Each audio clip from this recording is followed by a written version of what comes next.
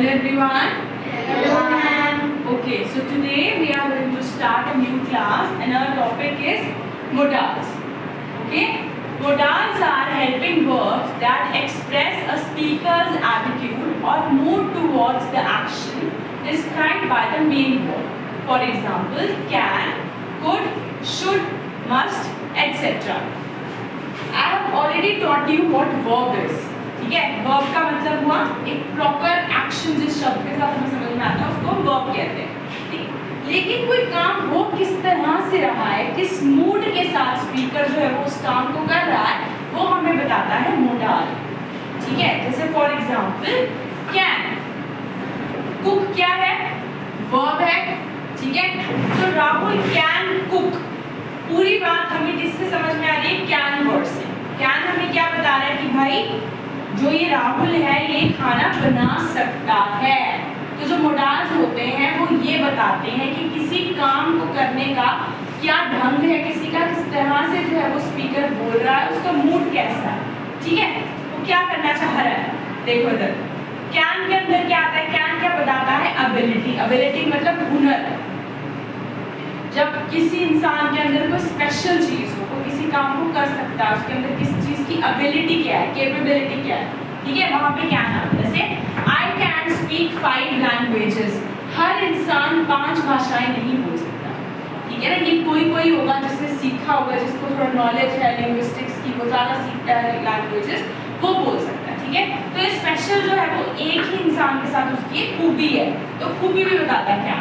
ठीक है, हुनर बताना, खूबी बताना, एबिलिटी बताना, वही काम है इसका। राहुल कैन कुक, राहुल खाना बना सकता है। हुनर, हर एक इंसान अच्छा खाना नहीं बना सकता, हर एक इंसान खाना भी नहीं बना सकता। ठीक है, ये भी एक हुनर होता है। सीता कैन डांस, सीता जो है वो डांस कर सकती है। हिंदी में हो गया सकता है, सकती है, वो आ गया कैन।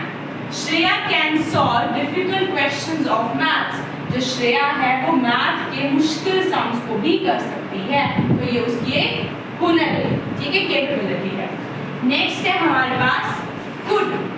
जो ये कुड है ना, ये कैन का ही पास्ट टेंस है। ठीक है, ये याद रखना, जितनी भी बातें कैन प्रेजेंट में बताएगा वो सारी बातें कुड पास्ट में बताएगा।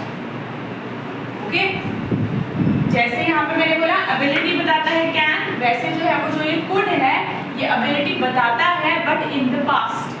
पास्ट में कोई चीज हुआ करती थी, कोई हुनर था जो पास्ट में था अब नहीं हो रहा है, तो वो इसमें बताते हैं। जैसे I could play a guitar when I was a child, जब मैं छोटा बच्चा था तब मैं गिटार बजा सकता था, बट अब नहीं बजा सकता है, या अब नहीं बजाता है।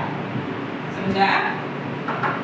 और जब भी हमने किसी को रिक्वेस्ट करना हो तो उसका सबसे जो है वो पोलाइट वे, सबसे जो बढ़िया तरीका है वो कुड को इस्तेमाल करके होता है। जैसे could you please open the window, हमने किसी को रिक्वेस्ट करनी है कि आप प्लीज जो है वो विंडो को खोल देंगे, तो प्रॉपर तमीज के साथ जो है वो कुड का इस्तेमाल किया जाता है प्रॉपर वे से। ठीक है, नेक्स्ट आ गया may. May is used for taking permission. ये तो आप स्कूल में भी हर वक्त बोलते हो, मे आई कम इन, बोलते ना, परमिशन लेते हो ना। जब भी परमिशन लेनी है तो मे से, जैसे हमने अभी इंग्लिश स्पीकिंग क्लासेस में भी बच्चों ने आज बार बात करते हुए I want to talk to you, may I बोल रहे थे ना, बच्चों ने किया था वो, तो वो मे जो है वो भी परमिशन दिखाता है। ठीक है, मे आई कम इन। ठीक है, परमिशन। Next possibility. मे को हम हिंदी में शायद भी बोलते हैं।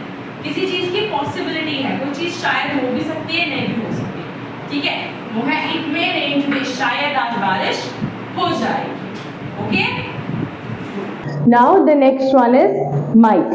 Okay, might is the past tense of may. मैंने आपको बताया कि may का मतलब हुआ किसी चीज का होना, शायद। ठीक है, हम कहते हैं ना शायद ये हो जाएगा, शायद वो आ जाएगा, शायद आज बारिश आएगी। ठीक है, तो may और might दोनों वैसे शायद ही बता रहे हैं, लेकिन may और might में डिफरेंस क्या है कि जो may है वो सजेस्ट करता है एक हायर डिग्री ऑफ प्रोबेबिलिटी। मतलब जैसे अगर फॉर एग्जांपल कोई चीज होने वाली है और हमने उसके साथ मे लिखा है, तो आप समझ लो कि 90% चांस है कि वो चीज होगी। ठीक है, और अगर किसी सेंटेंस में कोई चीज होने वाली है और वहां पे माइट लिखा है, तो समझ लो 10% चांस है। ठीक है, लेस। तो तो मे जो है वो ज्यादा हायर डिग्री दिखाता है प्रोबेबिलिटी की, पॉसिबिलिटी की, ठीक है। जैसे it may rain later today, मतलब ठीक ठाक जो है वो चांस है कि बारिश होगी, लगा लो 70-80% चांस है कि बारिश होगी। नेक्स्ट क्या लिखा है, it might rain later today, इसका मतलब अब जो है वो थोड़ा कम चांस है, लगा लो 20%, 10% चांस है कि कोई चीज होने वाली है, बारिश होगी, 10-20% चांस है। Next is dare. डेयर का मतलब हुआ it expresses a sense of courage, हम बोलते ना हिम्मत, वो है ये बेसिकली, ठीक है। कहता है how dare you talk to be like that, तुम्हारी हिम्मत कैसे हुई मुझसे इस तरह बात करने की। डेयर को हम नेगेटिव में भी लिखते हैं, डेयर नॉट, ये है negative. You dare not disturb him, हिम्मत भी मत करना उसको डिस्टर्ब करने की, ठीक है।